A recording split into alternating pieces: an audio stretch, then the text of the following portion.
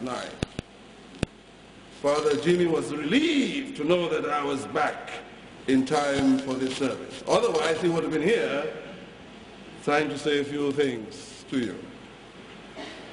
I bring fraternal greetings from the new Bishop of Botswana and the people of that diocese. Warm greetings also come from the state president of Mauritius and the good bishop of that progressive island nation. At the newly enthroned Archbishop's orientation, held both in the province of Kenya and the province of Indian Ocean, primates from Burundi, Congo, Uganda, Kenya, Tanzania, and of course West Africa interacted as we received new insights from retired primate David Kitari of Kenya and the versatile management consultant Dr. Agnes Obom, supported by retired Bishop George of Uganda and Canon Grace Kaiso, the General Secretary of CAPA, C-A-P-A, that's the Council of Anglican Provinces of Africa, and his key assistant, sociologist Elizabeth Chikovi. This council, CAPA, the Council of Anglican Provinces in Africa, comprises the 12 Anglican provinces on our continent and the Diocese of Egypt. The current chair is the Primate of Burundi. My dear friends, on this solemn but yet joyful occasion, we should remember those who contributed in times past to the laying of the foundation for this 10th anniversary celebration that's taking place in our time.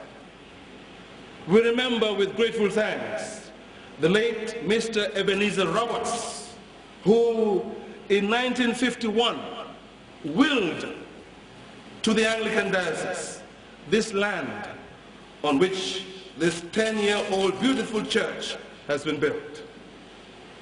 Friends, on a day like this, we must not forget Dr. Roddy Cole, who designed the church building and supervised its construction. Building construction companies led by Mr. Bai Faraketa and the Reverend Gabriel L. Allen and Mr. Njagasar put up the structure. And an outstanding master carpenter and cabinet maker, Mr. Alaji Bah, led in the internal decorations. To all of them we say, you have done well. It would be remiss on me not to thank God again 10 years on for those individuals and families and well-wishers at home and abroad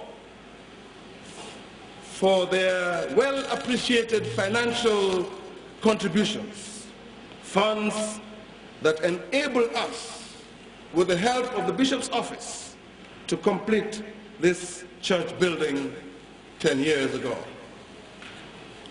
Truth be said, this anniversary sadly reminds us that the debt owed by this parish of $1 million is also 10 years old. 10 years ago, I was the active parish priest bishop. The total bill for the construction of this church was $2 million. The Bishop's Office contributed $1 million, and Christ Church secured an interest-free loan from the diocese for its burden-sharing quota of $1 million. This was to have been repaid within a reasonable time. It is my hope that the clergy and people of Christ Church will make good this debt soon.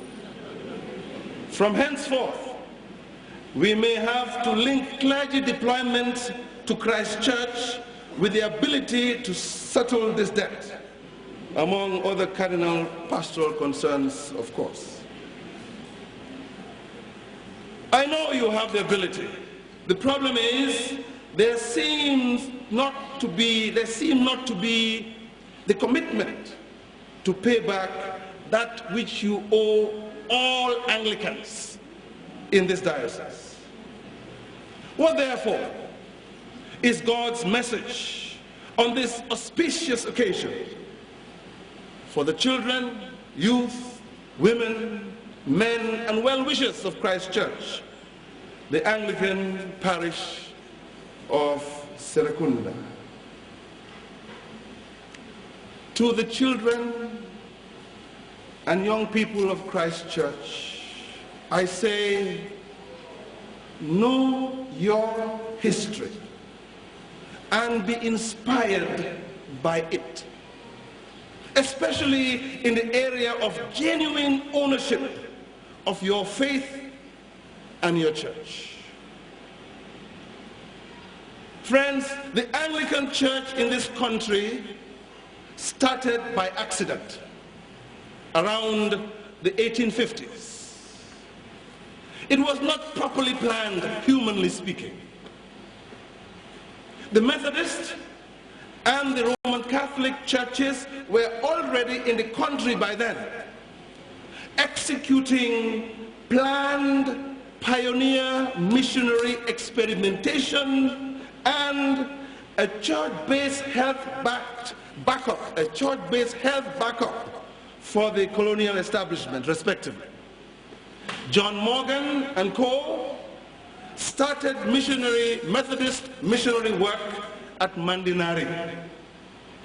And Mother Anne-Marie Javore and her nuns focused on containing the cholera epidemic that claimed the lives of many in Banjul South, which gave rise to the name Half-Die. The Anglican Church, on the other hand, came into existence after a political directive from the British Parliament at Westminster, ordering the disbanding